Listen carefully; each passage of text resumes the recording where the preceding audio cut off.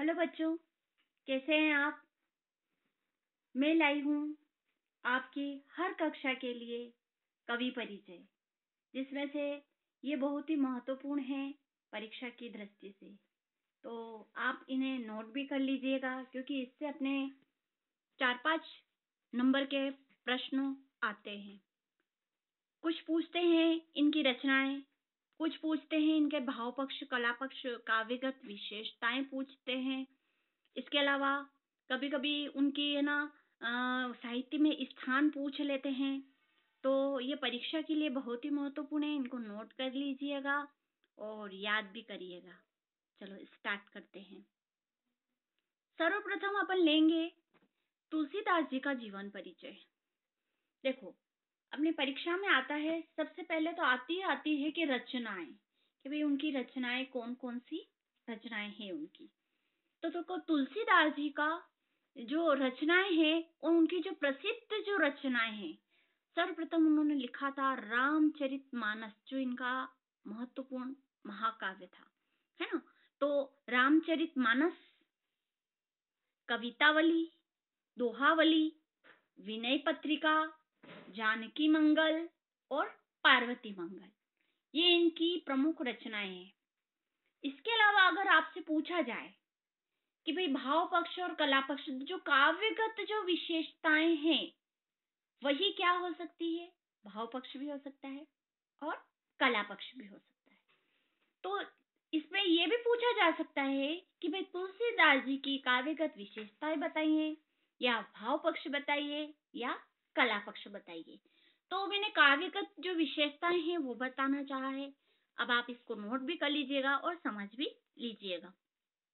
देखो, काव्यगत विशेषताएं क्या है कि इनकी जो भी रचनाएं थी उनमें अवधी और ब्रज दोनों भाषाओं में लिखी गई है। जैसे रामचरितमानस है, इन्होंने कौन सी भाषा में लिखा है, अवधी है, तो इन्होंने अवधी भाषा का भी प्रयोग किया है और ब्रज भाषा, दोनों भाषाओं में इन्होंने अपनी रचनाएं लिखी है। दूसरी क्या है कि इन्होंने जो रामचरितमानस की जो मानस की जो रचना है वो अवधी भाषा में लिखी थी, और इन्होंने तात्कालीन प्रचलित लगभग सभी छंद, जितने भी छंद है, जैसे कि आप दोहा मान लीजिए, सोठा, चौपाई, कवित्त, सवैया, गीतिका, हर गीतिका आदि अनेक प्रकार के छंदों से इन्होंने रचनाएं लिखी है। अगली इनकी विशेषता है कि तुलसीदास जी के जो काव्य में सामाजिक समरसता व्यापक रूप से चित्रित हुई है। यानी सामाजिक समरसता, यानी सभी मिलजुल करके रहे, समान रहे, है ना, भेदभाव न हो, एकता स्थापित करे। तो ये इनकी विशेषता रही है। हाँ, तो देखिए कि तुलसीदास जी का जो साहित्य में स्थान है, तो जैसा कि आपको पता है कि तुलसीदास जी राम भक्ति शाखा के प्रमुख कवियों में से एक है। तो इनका हिंदी साहित्य की दृष्टि में बहुत ही महत्वपूर्ण स्थान है। ठीक है, ये भक्ति काल के प्रतिनिधि कवि भी रहे हुए हैं। ठीक है, राम भक्ति शाखा के अवधी भाषा इनकी प्रमुख भाषाओं में से एक है। तो आप भक्ति काल के प्रमुख कवियों में आपका स्थान सर्वोत्तम माना गया है। ठीक है, अगला अपन जो जीवन परिचय पढ़ रहे हैं उनका नाम है जयशंकर प्रसाद। जयशंकर प्रसाद जो थे वो छायावादी कवि थे। ठीक है, और जयशंकर प्रसाद का जीवन परिचय आता ही आता है, हर कक्षाओं में आता है। ठीक है, मैं पर्टिकुलर किसी क्लास का नाम नहीं ले रही हूँ कि इस कक्षा में आता है, तो ध्यान रख लीजिएगा, ये भी अच्छा और बहुत ही महत्वपूर्ण है जयशंकर प्रसाद।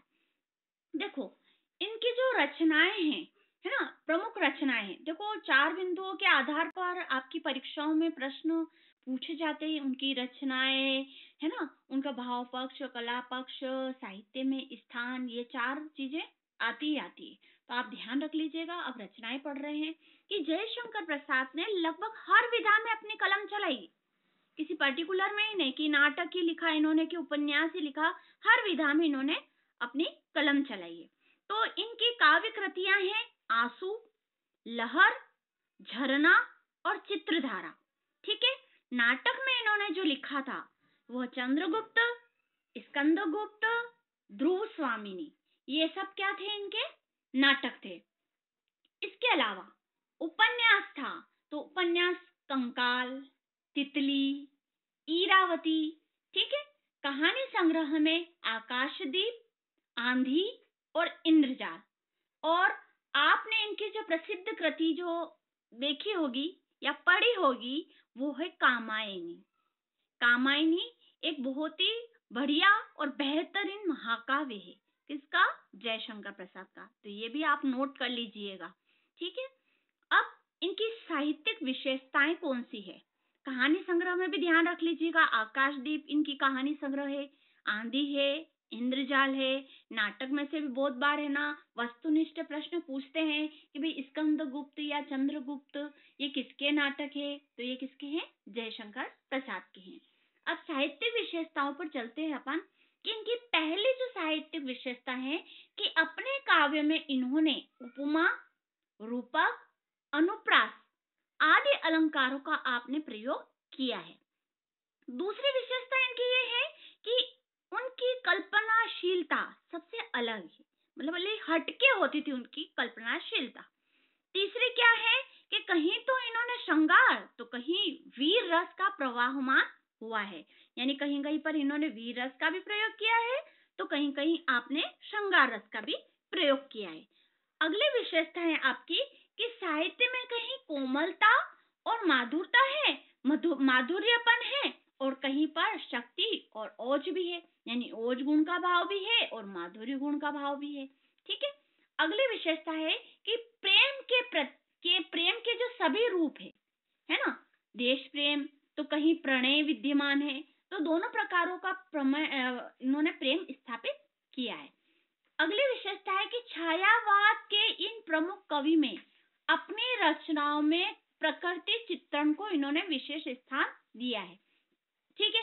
पता है आपको कि ये छायावादी कवि थे तो इन्होंने प्राकृतिक चित्रण किया है और कल्पना की प्रधानता भी रही है।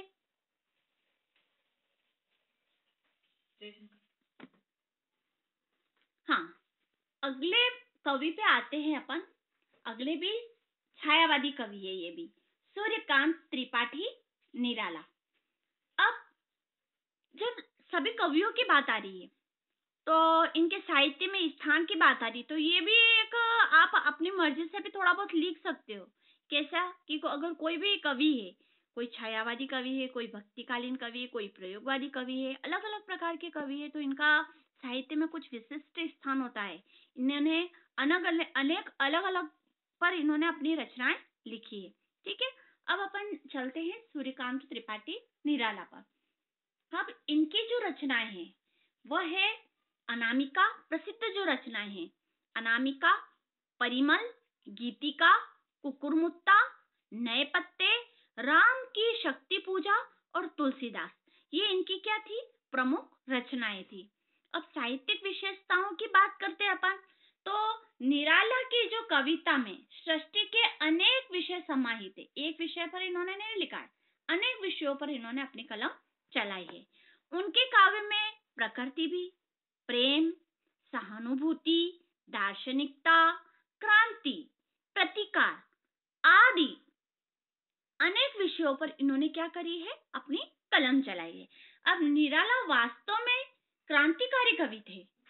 हिंदी की पहली मुक्त छंद कविता इन्होंने ही लिखी है। ये थोड़ा सा नोट कर लेना कि हिंदी की पहली मुक्त छंद कविता सूर्यकांत त्रिपाठी निराला ने लिखी है।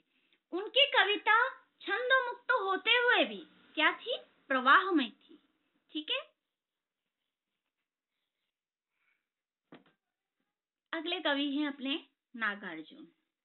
देखो ये प्रश्न भी अपने आता है परीक्षा में कि नागार्जुन का वास्तविक नाम क्या है। 10वीं में पूछा जाता है, इसलिए नोट कर लीजिएगा अच्छे से कि नागार्जुन का वास्तविक नाम है वैद्यनाथ मिश्र था। ध्यान रख लीजिएगा, क्या था? वैद्यनाथ मिश्र, ठीक है। अब इनकी रचनाएं, तो इनकी जो प्रमुख रचनाएं हैं, एक है युगधारा, सतरंगे पंखों वाली, तुमने कहा था, पुरानी जूतियों का कोरस। उपन्यास में इन्होंने लिखा था रतिनाथ की चाची, कुंभी पाक, उग्र तारा, बलचनमा, और वरुण के बेटे, ये सब इनके क्या थे, नागार्जुन के उपन्यास थे। इसके अलावा मैथिली काव्य संग्रह भी इनका, जिसका नाम है चित्रा और पत्रहीन। इसके अलावा अपन साहित्यिक विशेषताओं पर प्रकाश डालते हैं कि नागार्जुन का काव्य विविधताओं से परिपूर्ण था। इसके अलावा दूसरी विशेषताएं उनकी कि उनकी रचनाओं में गांव में दिखाई देती है। तीसरी है देश प्रेम, प्रकृति चित्रण और मर्यादित प्रणय उनके विषय रहे हैं। उन्होंने भ्रष्टाचार, राजनीतिक स्वार्थ आदि पर अपनी कलम चलाई है।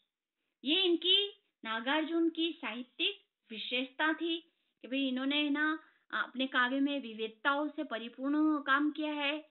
उनके रचनाओं में देश प्रेम, प्रकृति चित्रण, है ना, उनके आदि विषय रहे हैं। उन्होंने राजनीति, स्वार्थ और भ्रष्टाचार आदि पर भी इन्होंने अपनी कलम चलाई है। तो बच्चों, कैसा लगा मेरा वीडियो? अगर मेरा वीडियो आपको पसंद आया हो तो लाइक करिए, सब्सक्राइब करिए और बेल आइकन को प्रेस करिए ताकि मेरे अगले वीडियो आप तक पहुंच सके और आप अच्छे से तैयारी करिए ताकि आपके परीक्षा में अच्छे प्राप्तांक प्राप्त हो आपको और अपने माता पिता का नाम रोशन करें। धन्यवाद।